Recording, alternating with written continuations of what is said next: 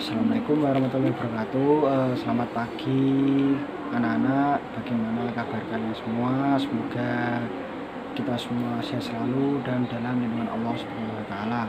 Karena masa pandemi Covid-19 ini kita harus belajar melalui daring dan hanya dapat melalui video call saja. Padahal saya ingin sekali berjumpa dengan kalian semua, berinteraksi secara langsung dengan kalian semua, dan mengenal kalian lebih dekat.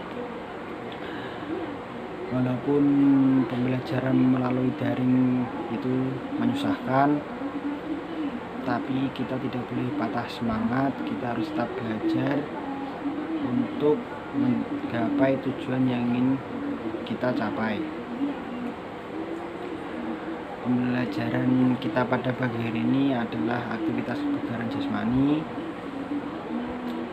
Di masa Covid-19 ini, aktivitas kebugaran jasmani sangat penting dikarenakan dengan melakukan aktivitas kebugaran jasmani kita dapat menambah imun tubuh kita. Dengan imun tubuh kita bertambah kuat, kita dapat mengurangi resiko terkenanya Covid-19. Tapi kita harus selalu menaati protokol kesehatan, yaitu 3M, memakai masker, mencuci tangan dengan sabun, dan menjaga jarak atau menghindari kerumunan. Sebelum memulai pembelajaran kita pada pagi hari ini, alangkah baiknya kita berdoa terlebih dahulu agar pembelajaran yang kita laksanakan pada pagi hari ini dapat bermanfaat untuk kita semua ke depannya. Berdoa menurut kepercayaan dan agama masing-masing. Berdoa dipersilahkan.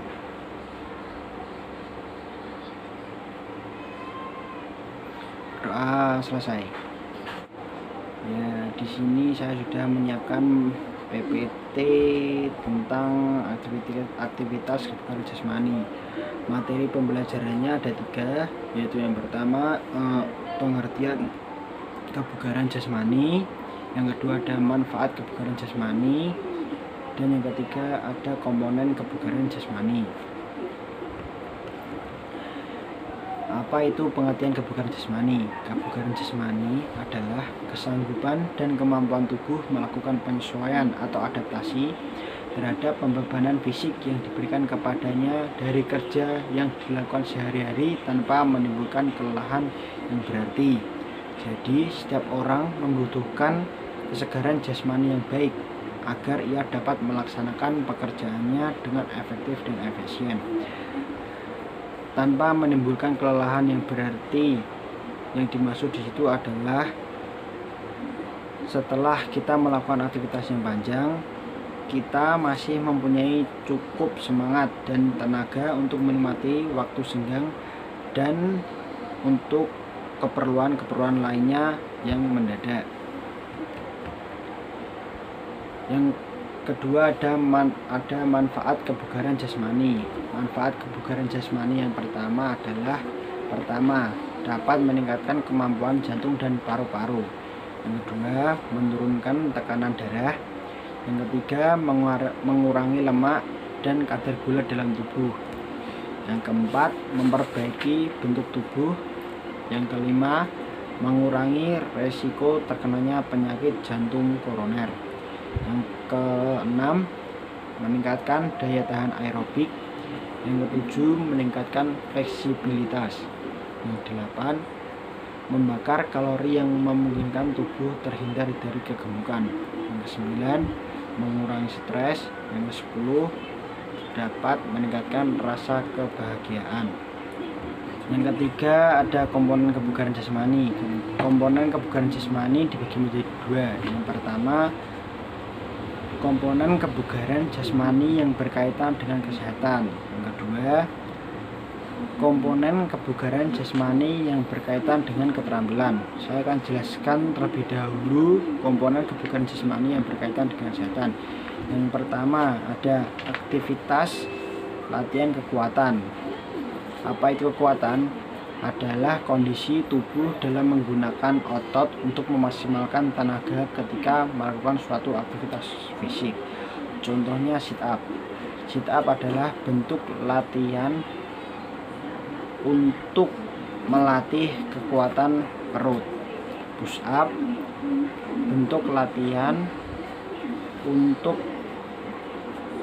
menguatkan otot lengan. Yang ketiga ada pull up, bentuk latihan untuk menguatkan kekuatan otot punggung. Dan yang terakhir ada squat jump, suatu bentuk latihan yang dapat menguatkan otot perut dan tungkai. Yang kedua ada aktivitas latihan daya otot. Daya tahan otot adalah kemampuan otot-otot untuk melakukan tugas gerak yang membebani otot dalam waktu yang cukup lama. Biasanya contoh latihan untuk daya tahan otot adalah latihan weight training atau latihan angkat beban. Weight training adalah latihan-latihan yang sistematis di mana beban hanya dipakai sebagai alat untuk menambah kekuatan otot guna mencapai berbagai tujuan tertentu seperti memperbaiki kondisi fisik, untuk prestasi, untuk kesehatan, ataupun untuk kekuatan. Yang ketiga ada aktivitas latihan daya pernafasan. Aktivitas latihan daya pernapasan adalah kemampuan seseorang untuk melakukan kerja dalam waktu yang relatif lama. Biasanya untuk melatih daya pernapasan dapat dilakukan dengan berenang atau melakukan interval training, yaitu suatu sistem pembelajaran yang diselingi oleh interval-interval berupa istirahat. Bisa dalam bentuk pembelajaran interval running ataupun internal swimming. Yang keempat ada aktivitas latihan kelenturan. Kelenturan atau flexibility adalah luas gerak persendian untuk menggerakkan anggota badan pada suatu persendian. Kelenturan dapat ditingkatkan dengan bentuk latihan mengayun, memutar, memantulkan, atau menggerakkan anggota tubuh.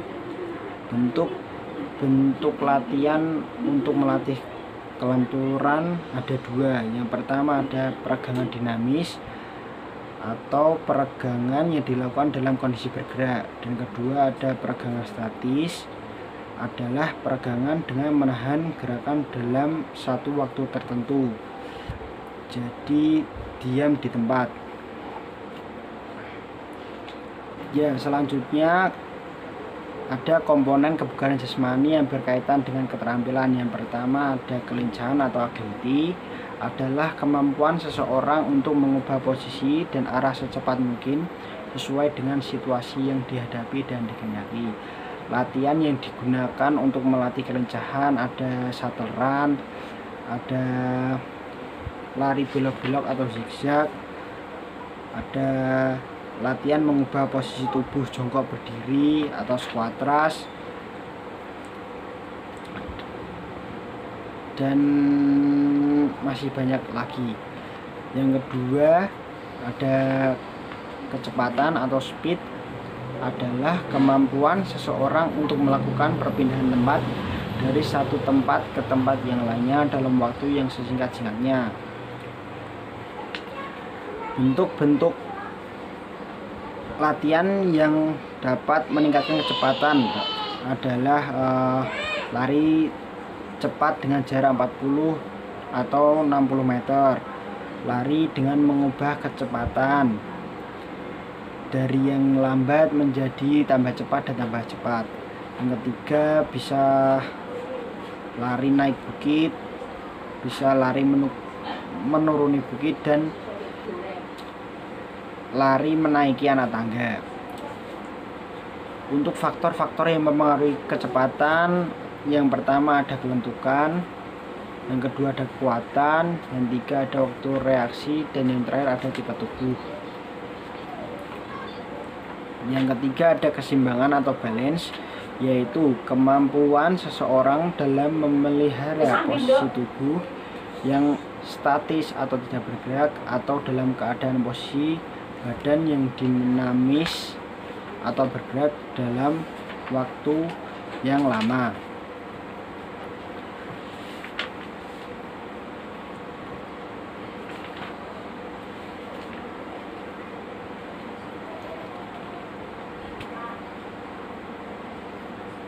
Bentuk latihan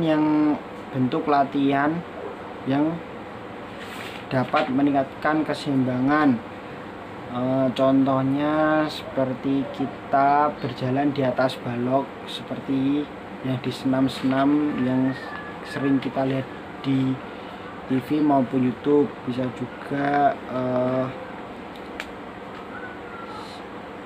sikap lilin, sikap kapal terbang, dan masih banyak yang lainnya.